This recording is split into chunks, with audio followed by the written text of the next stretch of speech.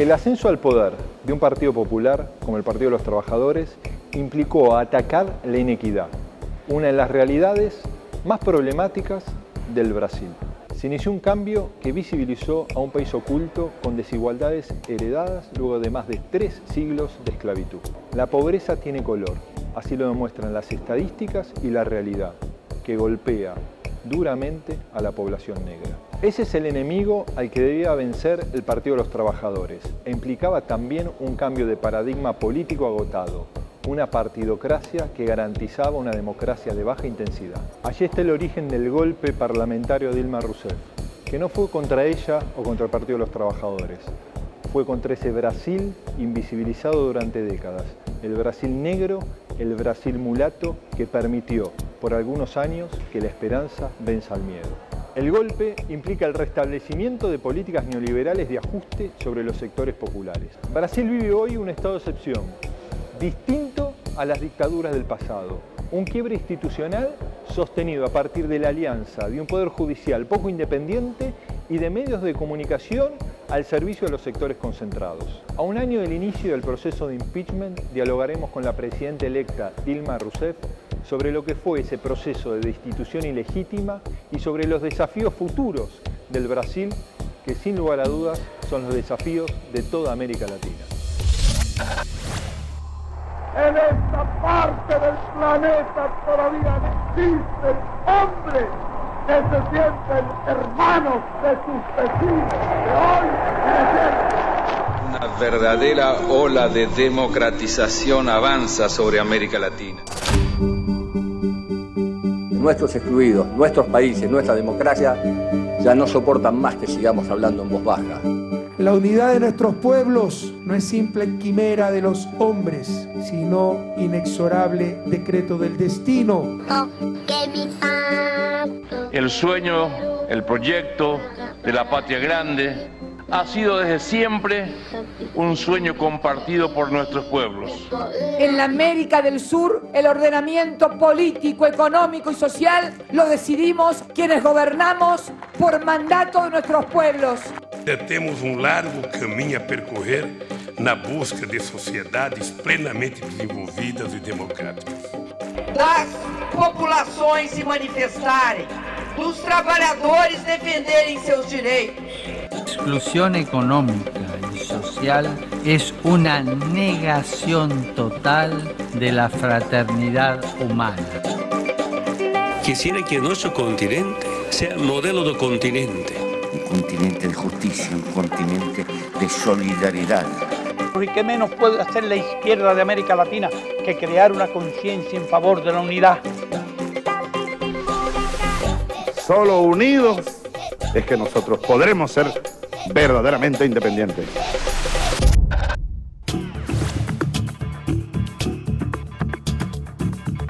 Junto al equipo de Latinoamérica Piensa, viajamos con destino a la ciudad de Distrito Federal, en México.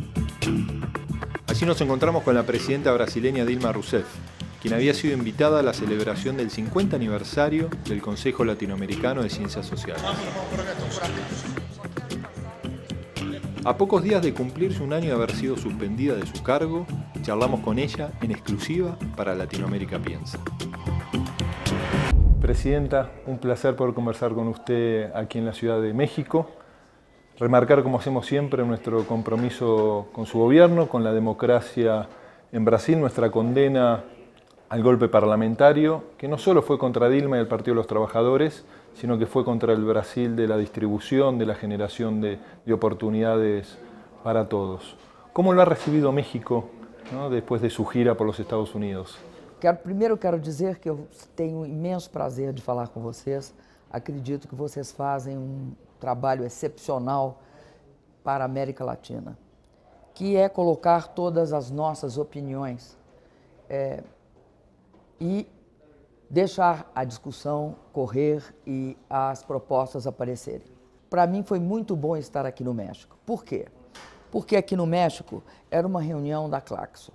Essa reunião da Claxo, ela tem um sentido importante, principalmente por esse momento que nós estamos vivendo, em que uma onda neoliberal se apossa do continente. Ao mesmo tempo, nós sabemos que o continente tem hoje, por conta de todos os governos populares, tem vários suportes para resistir.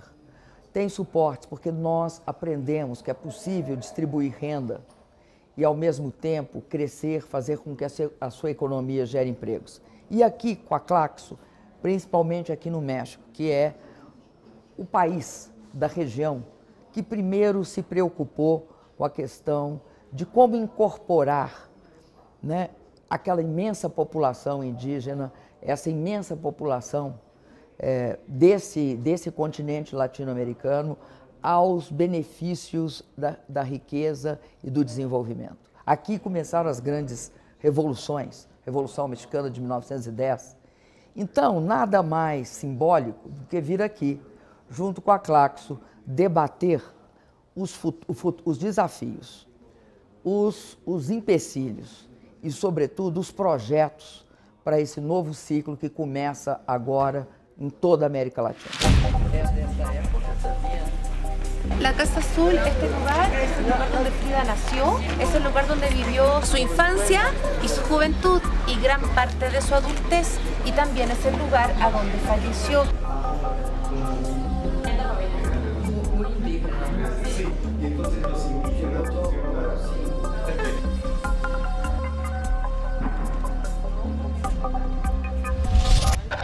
Presidente, usted estuvo recorriendo durante varios días varias universidades de los Estados Unidos.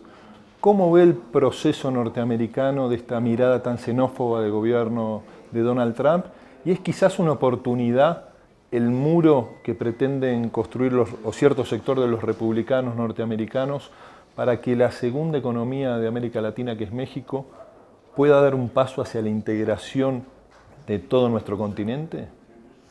Olha, eu acredito que é muito importante olhar para os Estados Unidos, porque eles representam, de forma mais radicalizada, as tendências, tanto econômicas quanto sociais, quanto políticas, que emergem de um determinado modelo neoliberal, em que a financiarização passa a ser a característica econômica principal dessa nova etapa de desenvolvimento do capitalismo.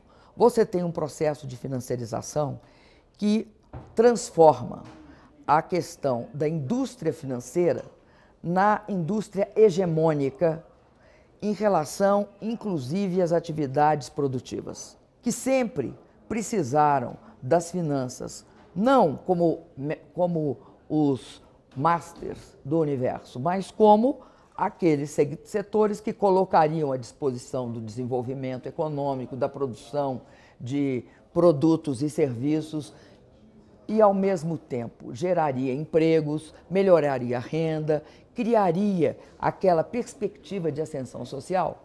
Sempre foi uma relação em que o setor produtivo era superior, nesse sentido, ao setor financeiro. Hoje, o setor financeiro subordina todos os aspectos da atividade econômica.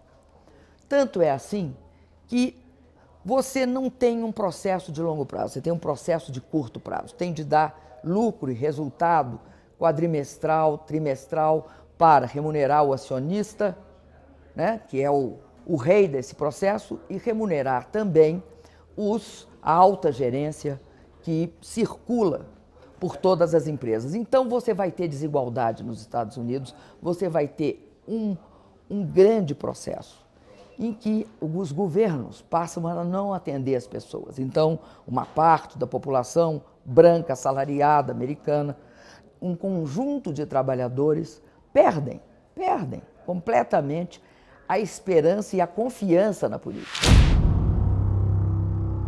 When Mexico sends its people, they're not sending their best. They're sending people that have lots of problems, and they're bringing those problems with us. They're bringing drugs, they're bringing crime, they're rapists. It's coming from all over South and Latin America, and it's coming probably from the Middle East. E aí a despolitização ocorre, surge salvadores da pátria, como é o caso do que aconteceu nos Estados Unidos, e ao mesmo tempo eles criam estigmas, criam inimigos, que serão mais ou menos bodes expiatórios desse processo. Não falam da financiarização, mas falam que tem de construir um muro para impedir que os mexicanos e os latino-americanos entrem nos Estados Unidos, como se fosse os latino-americanos o responsável pela mais brutal concentração de riqueza de todos os tempos.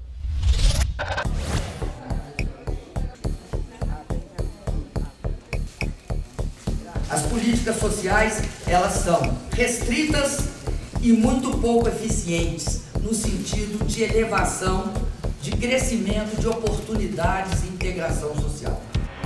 Ese sector financiero que hackea nuestras economías, que pregona democracias de baja intensidad, también jugó un papel en el golpe parlamentario en Brasil, ¿no? Los medios concentrados de comunicación y el sector financiero. ¿Por qué a los gobiernos populares les ha costado tanto dar pasos hacia la regulación del sector financiero e inclusive la democratización de los medios de comunicación? Olha, eu acredito porque tanto os setores financeiros como os meios de comunicação, que têm grande concentração, que são, na verdade, oligopólios, eles detêm uma grande influência nos parlamentos. Então, o que acontece? Acontece que, no Brasil, por exemplo, há uma espécie de captura. Captura do quê? Captura da consciência, da capacidade de produção de conhecimento e das avaliações sobre a realidade. E aí vendem processos do seguinte tipo: o mercado tem sempre razão. Todos os meios de comunicação, existe uma simbiose, mídia e financiarização. Essa simbiose também sustenta a captura de todos os segmentos políticos conservadores. Este foi o obstáculo. Agora, também acho que, de uma certa forma, nós tivemos uma visão incompleta desse processo. Não basta só regular a mídia, é fundamental. Como não basta só discutir a questão da financiarização, é fundamental. O que nós temos de entender é como eles se articulam, como eles se complementam e como eles agem em conjunto sobre a situação política e tornam, como você disse muito bem, a democracia um processo de baixa intensidade. Porque a eles não lhes interessa que haja, por exemplo, uma crítica. Por que pagar taxas de juros tão altas? Por que há que ter um desempenho em que os salários são estagnados e o trabalho precarizado? Então, toda essa discussão não interessa a eles, por isso que a nós interessa. En el año 2014, Dilma Rousseff fue reelegida como presidenta de la Nación dentro de una coalición que incluye al Partido del Movimiento Democrático Brasileño y el Partido de los Trabajadores, con Temer como vicepresidente. Agradeço ao meu companheiro de chapa, meu vice, Michel Temer. Pero apenas un año más tarde, mientras comenzaba a discutirse la posibilidad de iniciar un proceso de impeachment contra Dilma, Temer comenzó a relacionarse con los partidos de la oposición y traicionó la alianza política que lo llevó a la vicepresidencia. É urgente fazermos governo de salvação nacional. A finales de agosto de 2016, el Senado llevó adelante un juicio político que apartó a Rousseff de su cargo y en su lugar, Temer asumió la presidencia luego de un verdadero golpe institucional viciado de irregularidades. Las políticas de ajuste, el aumento del desempleo y las reformas estructurales en contra de la mayoría popular hacen que actualmente Temer tenga un récord de impopularidad, ya que solo el 9% de la población apoya su gestión. Presidenta, que un hombre gris y mediocre como Temer sea hoy presidente a partir de un golpe parlamentario de Brasil, puede ser a partir del hecho de que no se haya logrado transformar el sistema de partidos políticos del Brasil? O Brasil tem uma característica. Sempre as eleições proporcionais são extremamente conservadoras, porque o crivo oligárquico, midiático, financeiro é muito forte quando se trata de eleições proporcionais. E as eleições gerais, tanto a nacional como as subregionais, elas são eleições que você consegue furar o bloqueio da mídia, você consegue furar o bloqueio da oligarquia, então você consegue um processo mais democrático. E isso levou a um tipo de constituição do sistema político. Isso é um dado. O outro dado é que nós saímos da ditadura para a democracia, nós saímos desse processo construindo um centro democrático. O centro democrático era bastante progressista, tanto é assim que ele era um centro-esquerda. Com o passar do tempo, esse centro começou a se fragmentar. E, nesse processo de fragmentação, a legislação eleitoral permitiu essa fragmentação. Por quê? O Supremo Tribunal Federal derrubou a cláusula de barreira, que definia em que condições um partido viraria partido, quantos votos eram necessários, como é que era a representação por estados, etc. Quando o Supremo faz isso, e o centro democrático começa a se pulverizar aceleradamente, dois fatores contribuem também para transformar esse centro do ponto de vista fisiológico. Tempo gratuito de televisão, acesso aos meios de comunicação, o que é elemento fundamental numa eleição, e os fundos partidários, que permite que você saia do controle privado sobre os partidos. Esses dois fatores passam a ser elementos de transação política. Então, você tem, de um lado, esse processo de um parlamento ser sempre mais conservador do que o executivo. A partir do final do governo Lula, a extrema-direita hegemoniza o centro. Esse é um processo político. Surge uma extrema-direita no Brasil, e essa extrema-direita, ela não surge fora do centro democrático, ela surge dentro dele. E esse centro democrático passa a ser hegemonizado por um grupo, que é o grupo do Eduardo Cunha. O Temer é ligado a esse grupo. Antes ele tinha uma ligação frágil. Nesse processo ele fortalece ele tenta dizer que ele não é ligado. Ele é ligado a esse grupo que hegemonizou o centro democrático brasileiro. Agora nós vamos ter de reconstruir o centro. Dilma, você é uma vergonha! Vergonha! Vergonha! ¡Sí! El golpe en Brasil fue también para reducir derechos. No vemos las políticas de Temer de congelar la inversión social y educativa por los próximos 20 años, pero también tuvo un fuerte componente de discriminación de género. Claramente el golpe de Estado. Ele tem um forte componente de discriminação de gênero e também da questão racial no Brasil, da questão da igualdade racial.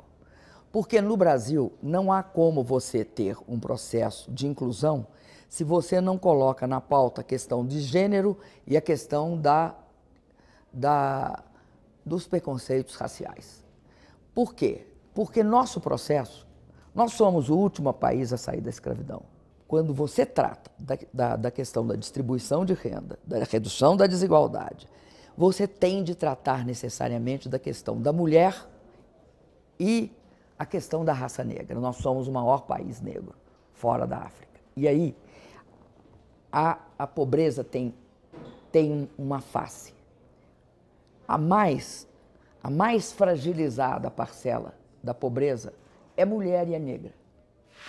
O presidente Michel Temer destacou o papel da mulher nas atividades domésticas e foi criticado. Eu tenho absoluta convicção, até por formação familiar, por estar ao lado da Marcela, o quanto a mulher faz pela casa, o quanto faz pelo lar, o que faz pelos filhos. Na economia também, a mulher tem uma grande participação. Ninguém mais é capaz de indicar os desajustes, por exemplo, de preços em supermercados do que a mulher. Não que os homens não tenham também, não sofram isso. Tanto é que o nível maior de mortalidade é do homem negro, do jovem negro, que é uma coisa gravíssima no Brasil. Então, esse processo, e o governo Temer é eminentemente um governo de homens velhos, ricos e, sobretudo, brancos. Não há mulheres, não há negros. É um governo que não tem nenhum compromisso com os avanços dos civilizatórios, ou seja, é um governo anti-LGBT, é um governo anti-movimento de mulheres, é um governo anti-movimento negro. Isso é gravíssimo. Sem sombra de dúvida, ela está intimamente ligada. Não há como você tratar de uma sem tratar da outra. Falamos da verdade quando destacamos que o combate à corrupção nunca foi tão firme e severo como agora no meu governo. ¿Cuánto pesó en el golpe parlamentario el avance de tu gobierno en la lucha contra la corrupción? Que había corroído también a parte del propio Partido de los Trabajadores, pero que vos habías avanzado con mucha decisión, ¿no?, en la lucha contra la corrupción. Olha, eu acho que na luta contra a corrupção, a primeira grande iniciativa foi do governo Lula.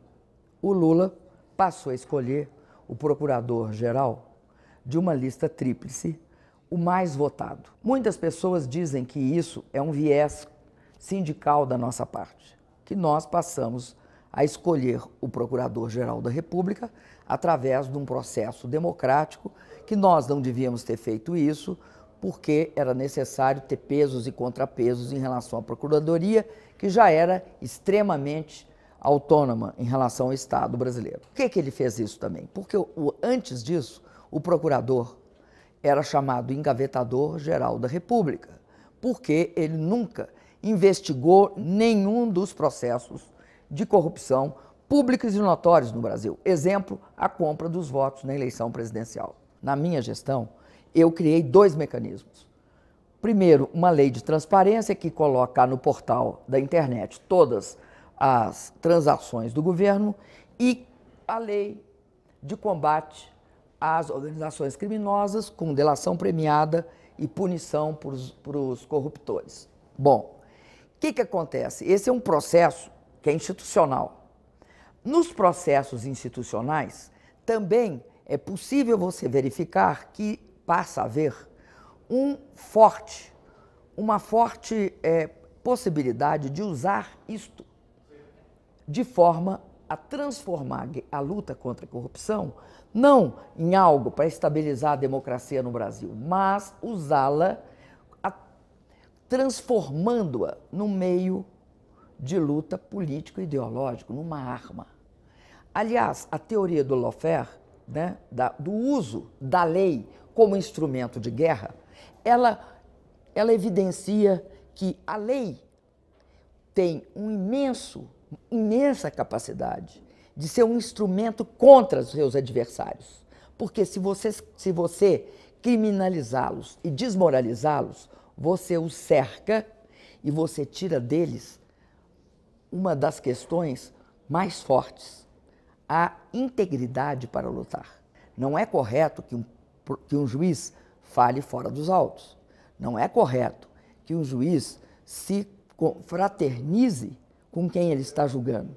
E muito menos é correto transformar a mídia no judiciário. Pelo meu país, meu voto é sim! El cuestionado impeachment que apartó a Dilma Rousseff de la presidencia fue un golpe muy duro para su pueblo. Sin embargo, a casi un año de una nueva elección presidencial, los sectores progresistas se agrupan y enfilan detrás de la figura de Lula da Silva, quien vuelve a presentarse como candidato del Partido de los Trabajadores.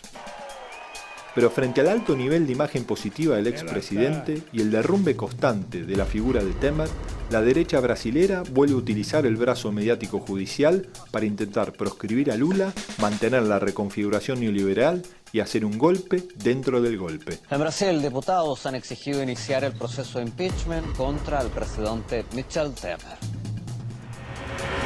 La sociedad brasilera, ¿no?, empieza a poner en perspectiva los logros del gobierno de Lula y de su gobierno, ¿no? En las encuestas Lula está encabezando inclusive una segunda vuelta, lo que le permitiría en 2018 volver a ser presidente. La primera y la segunda. La primera y la segunda.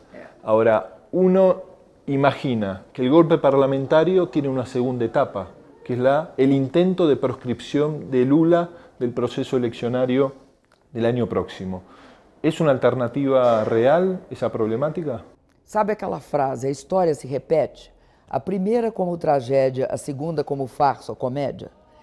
O segundo golpe no Brasil é um casuísmo explícito. O que é um casuísmo? Uma mudança da regra do jogo no meio do jogo.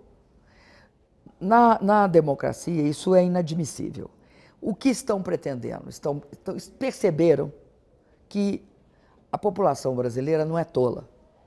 Ela percebe, mesmo depois, talvez da maior, mais massiva, mais perversa campanha de desconstituição da biografia do Lula, a população brasileira percebe que isso atingiu as raias do absurdo e da mentira.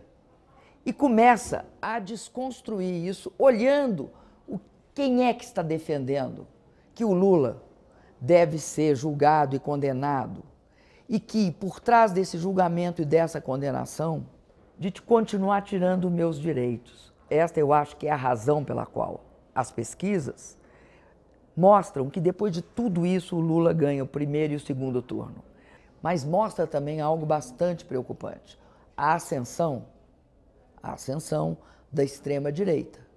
Porque essa mesma pesquisa mostra que o segundo lugar é aquele senhor que durante o processo de impeachment votou a favor da ditadura militar, da tortura e do torturador. Bolsonaro, não? Bolsonaro, que é o candidato que está em segundo lugar. Contra o comunismo, pela nossa liberdade, contra o Fórum de São Paulo, pela memória do coronel Carlos Alberto Brilhante Ustra, o pavor de Dilma Rousseff. Votou sim, acumulado. Todos sentimos vergüenza, Dilma, al momento de escuchar la justificación de su voto en el impeachment. La verdad nos costaba creer, después de todo lo que sufrió América Latina, el nivel de impunidad con lo que un parlamentario se podía expresar, ¿no? Votando a favor de quien te torturó quando estuviste presa na ditadura, não? E a favor de uma ditadura militar que matou, que torturou, que colocou no exterior milhares de pessoas. Bom, mas o que eu acho que é uma característica do Brasil? É essa ampliação, não por conta dos setores progressistas e os setores mais à esquerda e mesmo o centro-esquerda, o centro democrático que ainda resta. É a percepção de uma crescente intolerância, a percepção de uma política feita com ódio. Essa política intolerante feita com ódio, ela não pode, ela precisa, ela exige processos democráticos para que ela não tenha o álibi de não ter passado pelo crivo popular.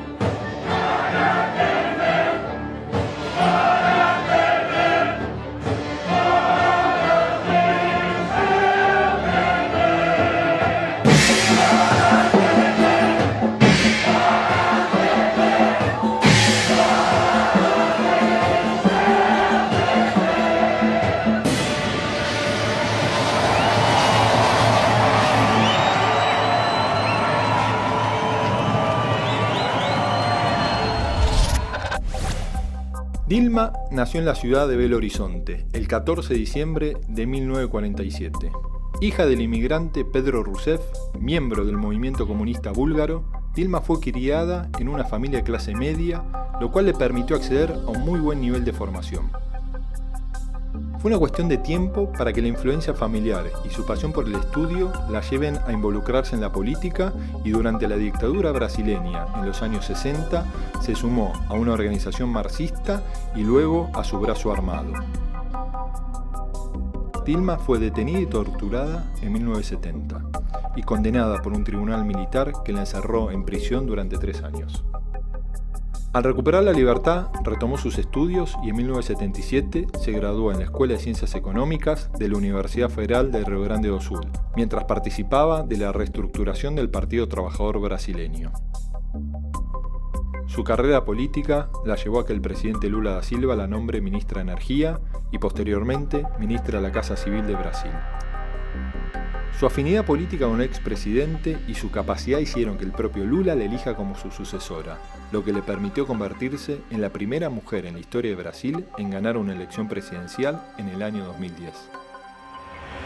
¿Qué influencia tuvo en vos, Dilma, tu padre como militante del Partido Comunista búlgaro, ¿no? Inmigrante, que pasó primero por Buenos Aires, que terminó em Brasil em toda a tua formação política? Eu acho que meu pai era aquele tipo de militante político dos anos 30, 40, 50, que tinha uma formação cultural muito forte, uma grande inquietação cultural. Ele simplesmente me estimulou a ler, a assistir ópera. Eu fui jovem ainda no Teatro Colón, porque ele achava que a melhor ópera que existia era aquela que existia aqui na região. Ele falava, é padrão europeu, ou às vezes melhor que o europeu. Ele tinha grande admiração pelo Teatro Colón. Então, ele me deu esses valores. E me deu também, eu acho que um valor fundamental, é perceber que o seu povo, o seu país, e principalmente aqueles que são os mais pobres, né, eles são aquilo que importa. Meu pai até tinha um certo exagero, ele falava que dinheiro não importa, você tem de saber que seu povo importa, que a situação do seu povo importa, que você nunca pode ser uma pessoa conformada diante da necessidade que passa seu país. Isso eu escutei muitas vezes.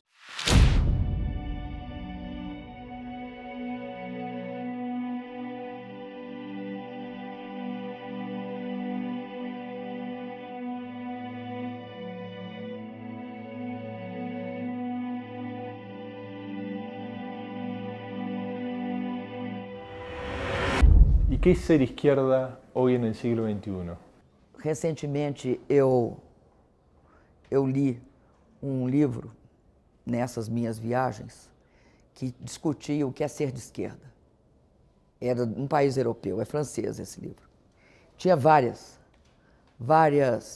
pessoas falando sobre o que significa e tal. Eu acho que uma das pessoas, eu acho que sintetizou de forma muito simples. Diz o seguinte: ser de esquerda é sempre se importar com o outro.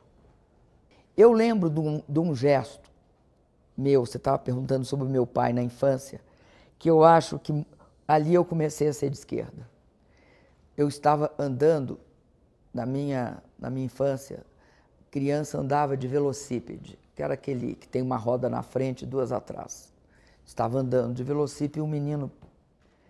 Isso existia muito na minha cidade, Belo Horizonte. O menino chega e pede um prato de comida, né?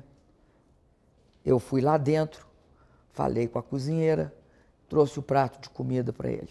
Aí ele comeu. Daí eu tinha uma nota de dinheiro, que meu pai tinha me dado a nota. Eu não sabia quanto era, não tinha a menor ideia que era dinheiro. Rasguei a nota, fiquei com uma e dei uma para ele. Eu acho que esse gesto é um gesto de esquerda. É cair sempre do lado dos mais fracos. De los más flacos. Como dice Lula, ¿no? El rico no necesita el Estado, ¿no? El Estado y la política está para luchar por la igualdad. Eles têm dinheiro suficiente para prover suas necessidades e conquistar a cultura e tudo mais. Quem precisa é o mais pobre. O rico não precisa disso. O pobre é o outro. Todos os brasileiros têm direito à proteção de um teto, de um lar onde criar seus filhos. muchas veces uno observa en Dilma Rousseff de dónde saca la fuerza, ¿no? Porque vos tuviste una militancia en tu juventud que te llevó a la cárcel, a una tortura, ¿no?, que te debe haber marcado profundamente. El propio ingreso como mujer a puestos claves en la política en una sociedad machista, como sigue siendo no solo Brasil, sino en la América Latina. Traspasar tu enfermedad, ¿no?, tu cáncer, ¿no?, en plena gestión pública, ¿no?, y ahora recuperarte también de este golpe, ¿no?, que se ha ido del golpe parlamentario. ¿Dónde saca fuerza Dilma Rousseff para seguir con estas luchas y no quedándose en su ciudad, sino recorriendo el Brasil, recorriendo América Latina con un mensaje de esperanza en este momento de intento de avance en las fuerzas conservadoras? Olha, eu acho que todo mundo tira a força do mesmo lugar. Você sempre tira a força de alguns sentimentos. Um deles é um sentimento, eu tenho um sentimento muito forte contra a injustiça. O outro sentimento que eu acho que nos galvaniza é que eu acho que as pessoas têm direito real à igualdade de oportunidades. Nós somos diferentes, cada um de nós é de um jeito. Mas a igualdade de oportunidades muda a vida das pessoas. Abre para as pessoas um mundo que elas não conhecem.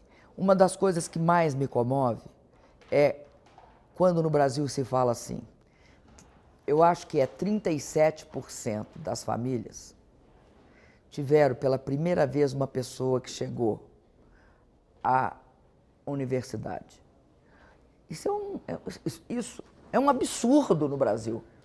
Que só seja no século XXI, na segunda década, que 37% das famílias tenham uma pessoa que chegou pela primeira vez na universidade.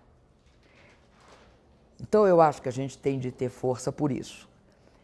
E também porque eu sou uma pessoa que tem uma esperança infinita. Mi querida amiga y presidenta Cristina Kirchner ha conducido de manera firme y democrática su país.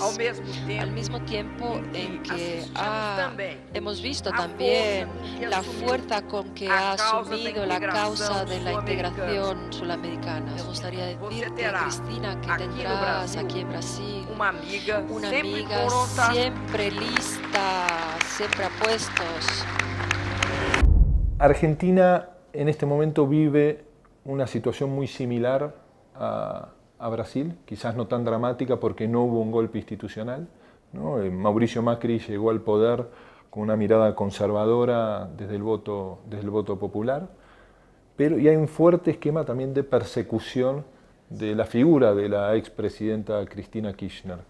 ¿Cómo ve ese proceso hoy, Presidenta? Eu vejo como processo injusto e muito negativo para a América Latina. Por quê?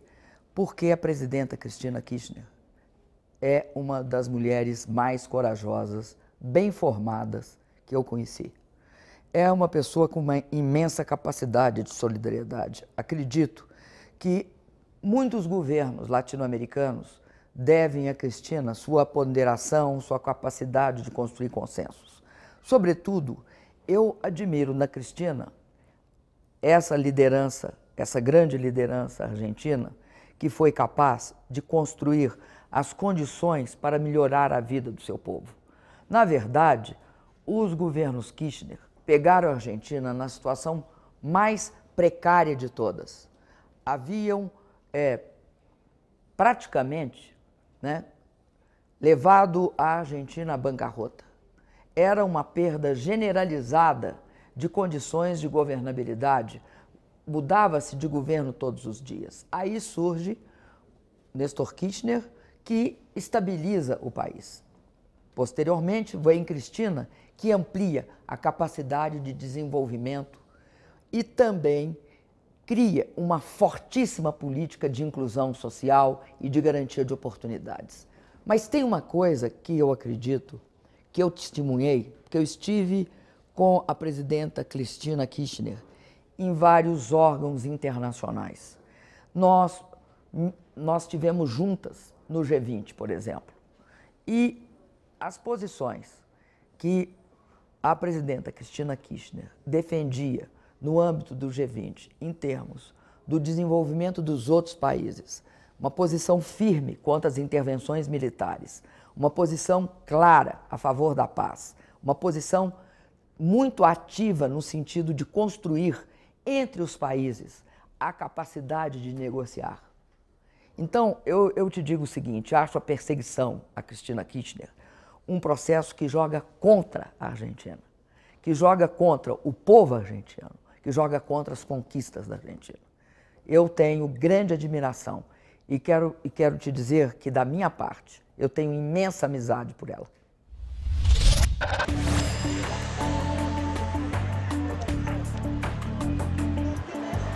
Mañana, lunes 24 de abril, Teatro de la Ciudad de México, conferencia magistral de la presidenta electa de Brasil, Dilma Rousseff. Compañeros, un aplauso a esta mujer digna, ejemplo de la dignidad y de la capacidad de la mujer lideresa de América Latina. Presidenta, en cada uno de los programas siempre invitamos a alguien que le haga una pregunta al entrevistado en estos diálogos. En este caso, queríamos que le pregunte la intendenta de La Matanza, que es el distrito más grande, Verónica Magario. Señora Presidenta, un gusto, Dilma, poder hablar con usted a través de este programa.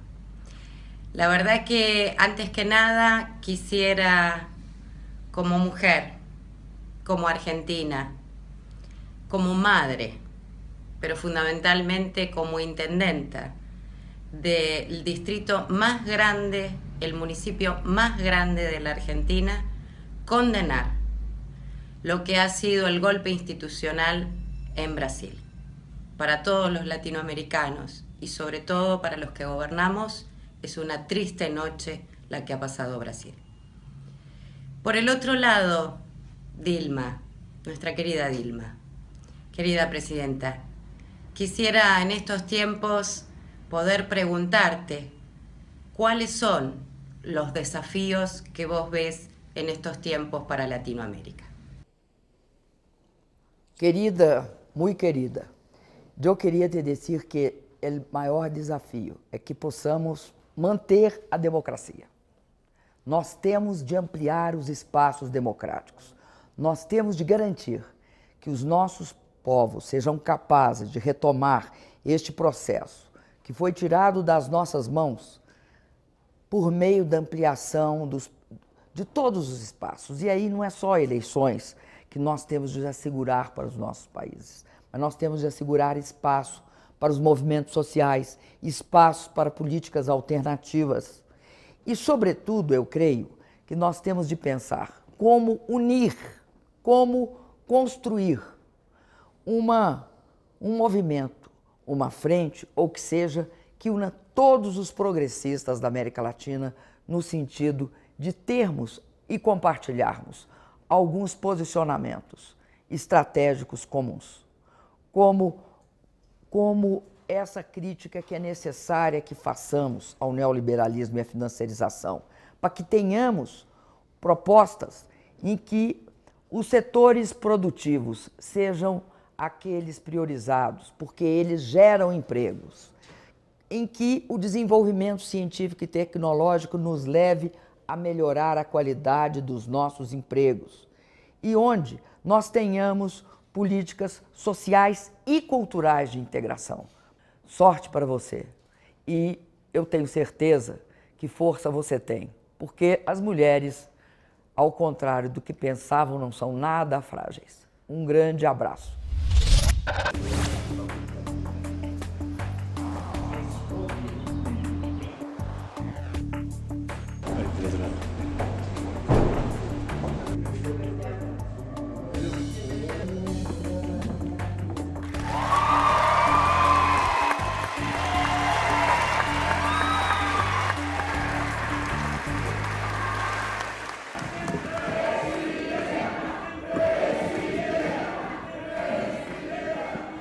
Por toda a América Latina se verifica o surgimento de governos conservadores e de governos que buscam a completa desregulação econômica e a perda de direitos sociais. Hay que generar un nuevo sentido común para que la sociedad pueda comprender estas transformaciones. Acho que esse sentido comum passa também por captar os aspectos mais relevantes desse processo. Eles dizem o seguinte: o mercado e a mídia, não quero ser tributado. O Estado é visto como algo que não pode ser financiado. Então o que eles fazem? Eles atribuem ao Estado a cobrança só dos trabalhadores da classe média.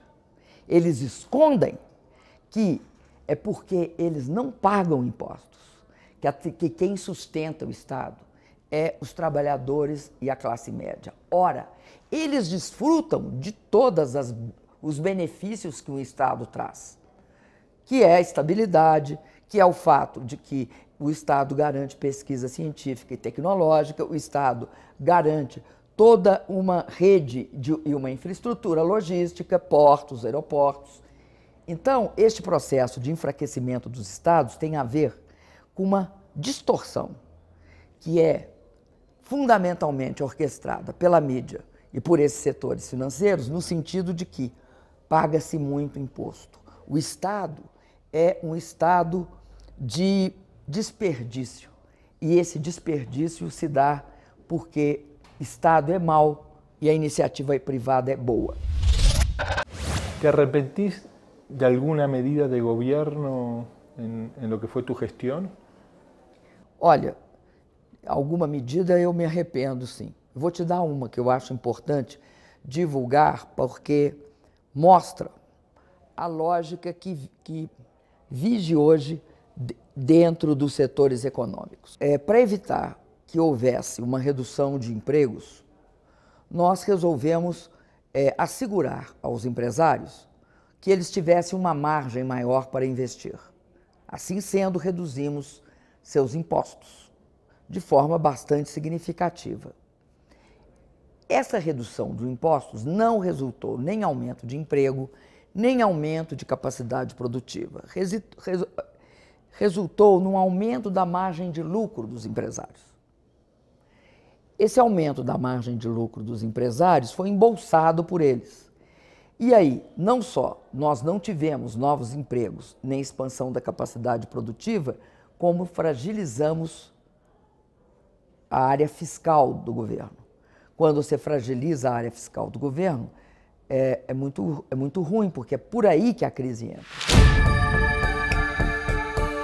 Para nós do Brasil, as políticas de inclusão social são fundamentais. Ahora, América Latina vivió un proceso de recuperación del tiempo, ¿no? Distribución de riqueza, mayor generación de oportunidades. Brasil es el paradigma quizás más acabado a partir de políticas sociales, estatales muy fuertes, pero parece también que le cuesta a las fuerzas progresistas, nacionales y populares reinterpretar las nuevas demandas de los sectores populares que se transforman en sectores médios. Olha, eu acho que quando a realidade muda, nós temos de mudar com a realidade. E nós, muito mais, porque nós sabemos que nós alteramos, incorporando muitos segmentos sociais, muitas classes sociais que estavam, né, à margem do desenvolvimento econômico. Segmentos, setores. Mesmo sabíamos que o fim da miséria, o fim da pobreza é só um começo. É um começo porque as pessoas passam a demandar serviços de melhor qualidade, passam a ter outras pautas. E o que nós temos visto é que, eu acho que por uma responsabilidade nossa, o grau de compreensão que todas essas camadas que ascenderam na América Latina têm sobre esse processo é ainda um nível de compreensão não muito crítico. Não se sabe a que atribuir direito. Eu fiz várias pesquisas sobre alteração na vida das pessoas. A alteração na vida das pessoas vai do acesso à educação. O primeiro da família que chegou a um curso superior e à universidade. Vai o acesso a serviços médicos. Né? Eu fiquei doente, fui atendido. vai a questão de ter uma proteção social, principalmente para aqueles que ganham um salário não suficiente. Enfim, vale para todas as oportunidades que se abriram. Qual foi a compreensão? As pessoas atribuíram essas conquistas. É bom que atribuam a si mesmos, porque mostra uma autoestima que é muito importante para um país e para uma nação. Mas atribuem a fatores que não são os relevantes e que deixam claro uma certa despolitização do processo. Ahí está el desafío de la reforma cultural pendiente en nuestras sociedades. Eu acho que aí há um outro desafio. É que não basta você estar no governo. Você tem de perceber que o governo é um aspecto. Que este governo tem de ter partidos, movimentos, setores que, inclusive, não necessariamente pensando literalmente igual ao governo, eles têm de ser uma espécie de mecanismo de conscientização da sociedade. Porque agora nós estamos conscientizando a sociedade pela negativa. A partir de la pérdida de los derechos que se está viviendo. Que é péssimo conscientizar pela negativa. Ou seja, as pessoas percebem que o que conquistaram tinha envolvido nesse processo de conquista, tinha decisão política de fazer. Sabemos que esse processo de inclusão é um processo contínuo, que exige a nossa sistemática atenção do governo, da sociedade, dos empresários, dos trabalhadores, dos micro e pequenos empreendedores, enfim, de toda a sociedade brasileira.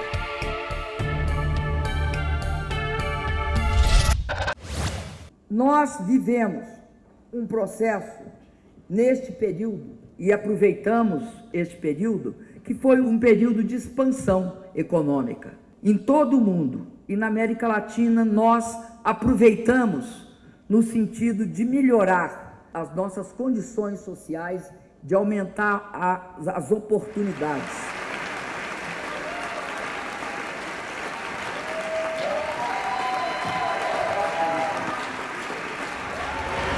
Muchas gracias, Presidenta. En esta época de las redes sociales queremos sacarnos una foto para poder subir a las redes del programa y poder la difusión. ¿Le parece? Nos sacamos una foto. Me parece ótimo. E quero te dizer que eu tive muita satisfação de participar desse programa, porque quero cumprimentá-los. Acho que a proposta de vocês é uma proposta que leva a América Latina para frente. Bueno, para nosotros fue un gusto recibirla en diciembre en nuestra universidad, otorgarle nuestro doctorado honoris causa y que pueda darle un mensaje de esperanza a todos los argentinos. Y tenemos una enorme expectativa en lo que pueda pasar el año próximo en Brasil, porque una victoria del Partido de los Trabajadores puede significar el resurgimiento, ¿no?, de también un gobierno popular en la Argentina. Muchas gracias, Presidenta. Muchas gracias. Nos sacamos una foto, ¿le parece? Me parece. Acá los dos juntos.